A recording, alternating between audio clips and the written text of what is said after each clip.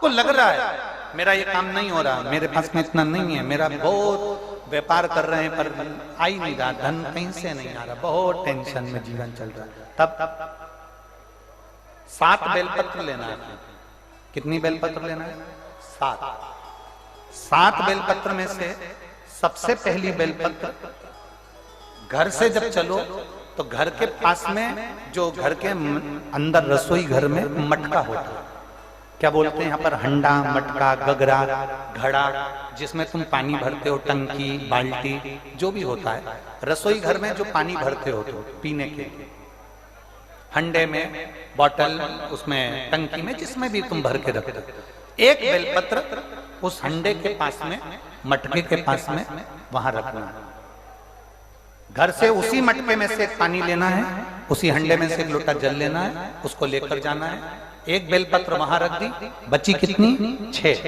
6 बेलपत्र में से चलते चलते एक बेलपत्र पानी लेकर जब जाओ तब एक बेलपत्र बेलपत्री के वृक्ष के नीचे बेलपत्र चढ़ा के उस पर जल चढ़ाना। 6ठी बेलपत्र, जल को पूरा मत चढ़ाना, जल लेकर चढ़ाना।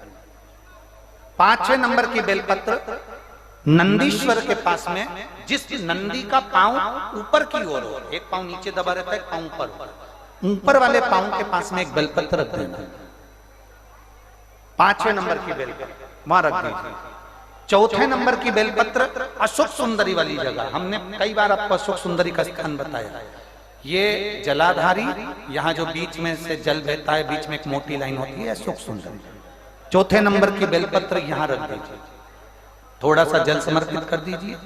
3रे नंबर की बेलपत्र, यहां बैठकर जल चढ़ा रहे हो तो यहां रखो, यहां बैठकर जल चढ़ा रहे हो तो यहां रखो, यहां बैठकर चढ़ा रहे हो तो यहां रखो, मतलब पार्वती जी का जो हस्तकमल है उस पर रखना है और उस पर जल चढ़ाना है। 3रे नंबर की। 2रे नंबर की बेलपत्र शंकर भगवान का जो शिवलिंग है उसके ऊपर बेलपत्र को रखना है। बेलपत्र की जो डंडी है, आप बैठे हो वहां पत्ती का मुंह होना चाहिए, डंडी का मुंह तुम्हारे ठीक विपरीत। बेलपत्र यहां रखें, 2रे नंबर जल चढ़ाएं।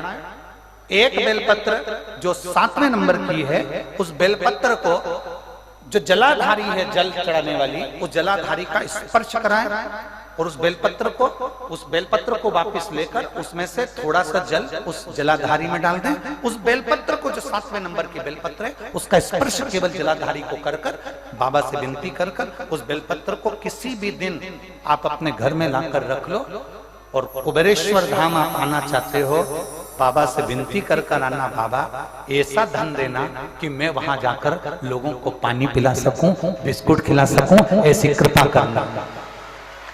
7 मार्च को कथा प्रारंभ होगी कुबेरेश्वर धाम की। 5 मार्च के पहले मेरा बाबा तुम्हारी झोली जरूर भरेगा और तुम्हें कुबेरेश्वर धाम जरूर बुलाएगा, पक्का। ज्यादा दूर का नहीं सोचना, नजदीक। 7 बेलपत्र का उपाय,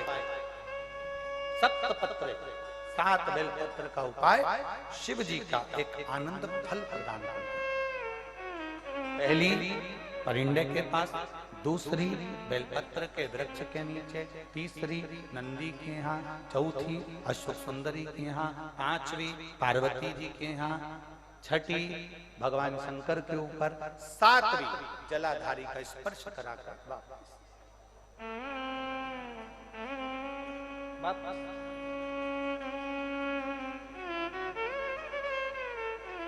जल कितनी जगह चढ़ेगा?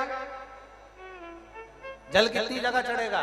केवल 5 जगह पर। एक बेलपत्री के पेड़ के नीचे, 2रा सुख सुंदरी की जगह, 3रा पार्वती जी की जगह, 4था शिवलिंग के ऊपर और 5वां जो जलाधारी है ऊपर, उस 5 जगह पर एक ही लोटे में से थोड़ा थोड़ा जल वहां चढ़े और बाबा से विनती करना है आपको, बाबा मेरा ये दुख है आप मिटा दें, बाबा मेरा ये कष्ट है समाप्त करना, बाबा मुझे सीहोर पहुंचना है, कुबेरेश्वर धाम जाना है, रुद्राक्ष उत्सव में लोगों को भंडारा खिलाना है, बाबा इतनी झोली भरना मेरे दाता, मैं स्वस्थ होकर कुबेरेश्वर धाम की धरा पर पहुंच सकूं। ऐसी कृपा उससे विनती करो, विनय करो, निवेदन।